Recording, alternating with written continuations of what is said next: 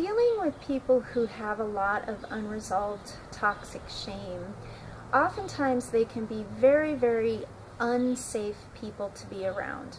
If you have been raised in a very shame-based home life, what has often happened is that you've been around very critical, very judgmental parents, parents that were maybe just not there for you. And so this has become something that you feel very familiar around. And so you don't have the filters that other people who've been raised in loving homes that they do, because you're used to, that's what you're familiar with, that's what you've been taught love is.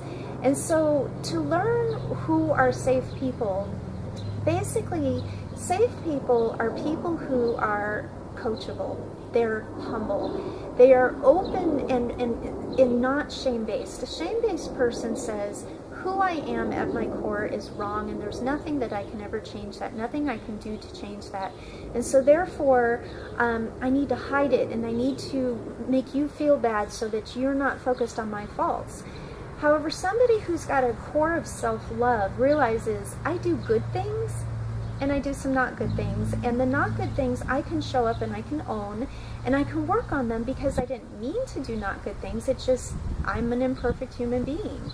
So when we do not good things and somebody brings it to our attention, instead of getting defensive and instead of getting, well, you do this too and that type of thing, we are able to take a look at it and say, oh, okay, maybe I should work on that. So unsafe people have a bunch of different ways that they cover up their shame. They won't even admit that they have a problem, and so therefore they have to keep making you wrong and who's right, who's wrong, rather than focusing on the problem. So that doesn't mean that these people can't eventually become safe people, because they can. Anybody can change. It just means in that particular time frame, they're not open and they're not willing.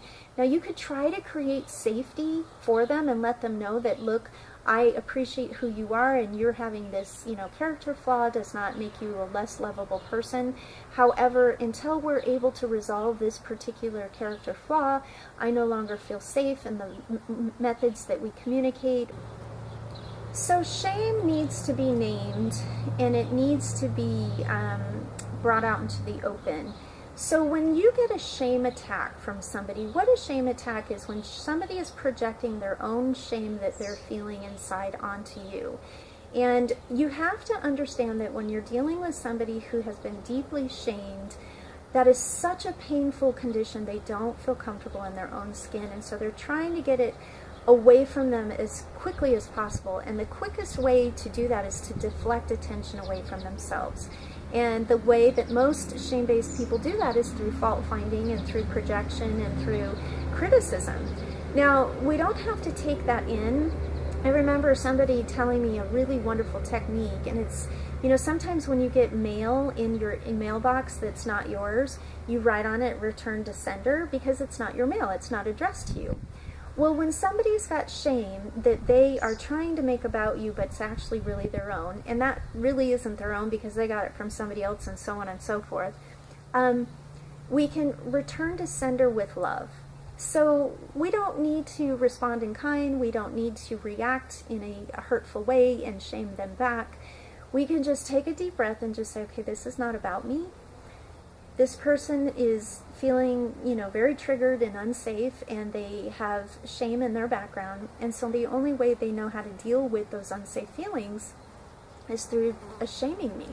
So we can give ourselves some self-empathy, we can sit quietly, and then maybe when we're feeling a little bit stronger, we can approach that person later and say, hey, I want to kind of talk about what went on between us, because I brought up an issue and I noticed that you got really defensive and triggered, and so I know that maybe you came from a background where you were criticized a lot, and so maybe you felt that I was criticizing you and it triggered that. However, I want to make it safe to be able to discuss problems, because I'm an imperfect human being and so are you, and so there's going to be things that I'm going to do that you're going to need to discuss with me, and vice versa. And in order to continue a healthy relationship, we need to be able to feel safe enough to talk things out. And then ask them, I'd like to know how this is landing for you. You know, are you feeling safe? Are you needing reassurance from me that I'm committed to working out this with you and I'm not criticizing you? So these are the things that Angie and I are going to be role-playing in the next few videos with you about. And then also in our coaching sessions, should you work with us one-on-one or should you take one of our classes, bring specific situations that you are dealing with, and then we can help you role play possible ways of, you know, talking with that individual and then coming back. And then what we can also do is that after you've talked to that individual, depending on how it went, you might want to debrief and check back in with us and say, hey, this is how it went, and it either went well and it was resolved, or maybe it didn't go well and maybe you need to have an additional conversation. Just think, there's two S words here. Shaming or shamed people do not feel safe.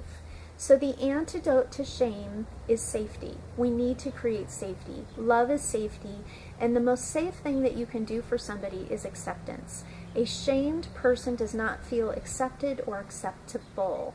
So when you are feeling shame, it means because you don't have self-acceptance inside. You're accepting somebody else's judgment or criticism of you as being bad. But if you accept yourself, then you realize that that's another opinion and you don't have to take it in. And you can help coach somebody else who is triggered by a shame attack of their own. So I hope that this was helpful for you. I'm looking forward to working with you guys one-on-one or in our classes. This has been a very healing journey for me when we realize we have an opportunity to protect ourselves, but we don't have to get defensive and make them wrong. We can have empathy and compassion and realize that they're just scared and they're operating from a place of pain and fear. And once we make it safe to discuss that, all of a sudden you start having a richness to your relationships that's really, really amazing.